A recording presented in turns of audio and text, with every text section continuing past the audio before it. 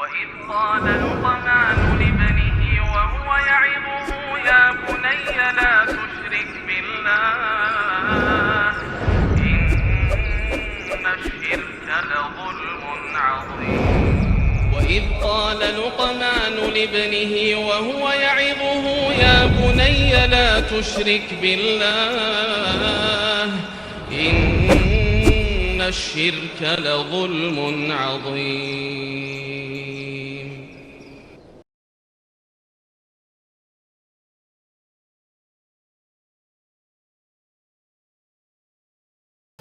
Ya, itu dia. Ini ada satu kisah. Kata si penulis, sami'tu syekhana rahimahullah yaqulu tanaza'a abawani sobiyan.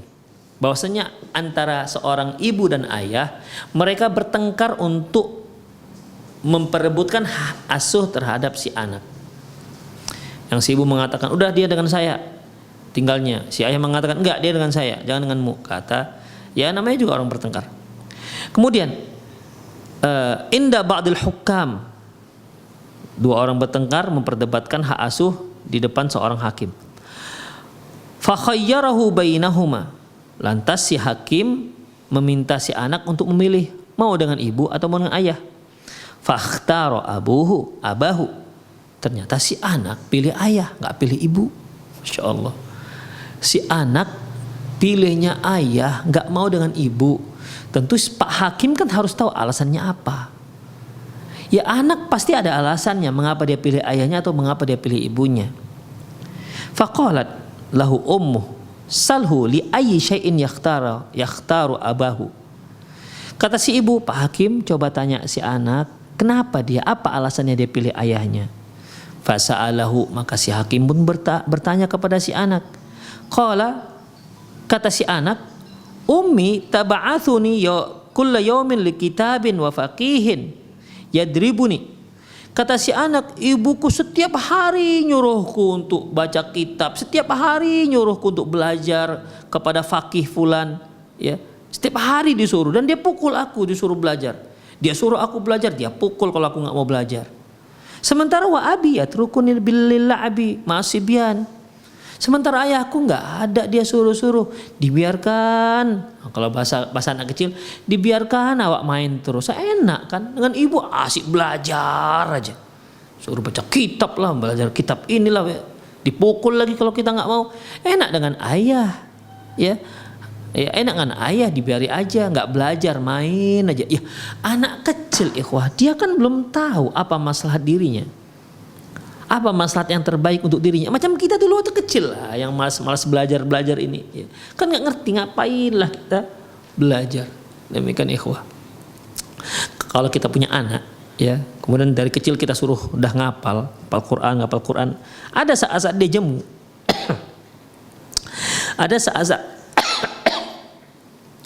Ada saat-saat dia jemu, dia akan tanya, Bi, kenapa sih harus ngapal Quran? Makin tebal.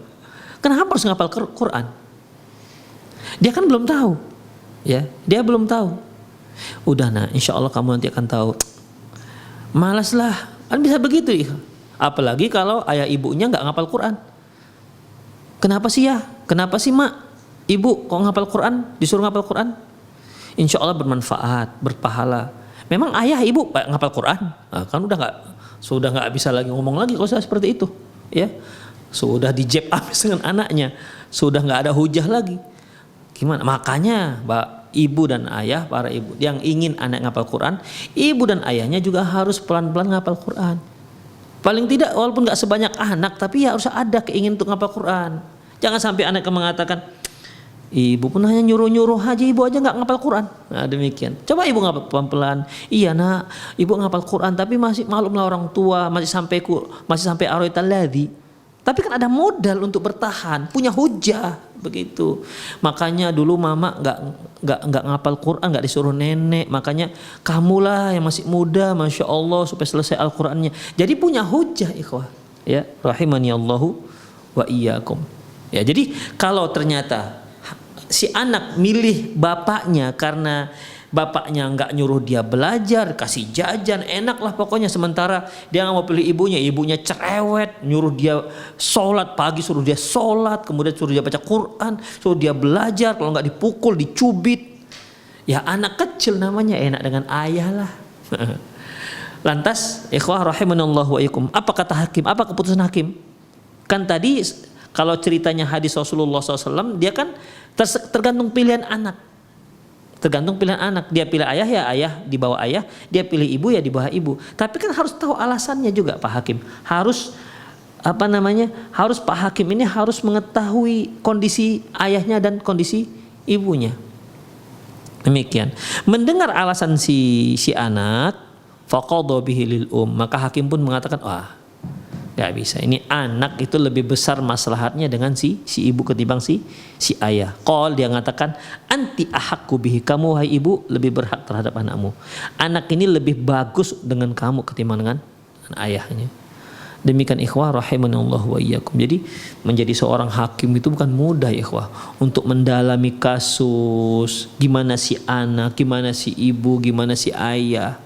Demikian. Sebagaimana yang saya katakan tadi, ayah itu kan dia punya duit. Ya, biasanya ayah itu ya memanjakan anaknya dengan duit. Demikian. Ya ibu kan nggak punya duit. Ya. Jadi dalam masalah ini ya ayah sangat mudah menarik perhatian anak. Anak itu kan memang namanya juga anak-anak, yang enaknya itu kan pergi ke sana kemari dengan ayahnya, main sana main sini, jajan cukup, apa yang diminta diberikan si ayah. Ya, tapi kan akhirnya masa depan si anak ini bagaimana, tidak dibekali apapun untuk kepentingan kehidupan masa depannya. Demikian ikhwah rahimanallahu wa iyyakum. Ya. Jadi ketika diberi hak pilih seperti itu, yaitu harus ada hakim harus tahu bahwasanya antara ibu dan ayah ini sama-sama standar. Ya, sehingga si anak baik dia dengan ibunya oke, dengan ayah juga oke. Tapi kalau sudah terlihat timpangnya, ya, ibunya masya Allah pakai jilbab, anak-anak perempuan nih, ibu pakai jilbab, demikian.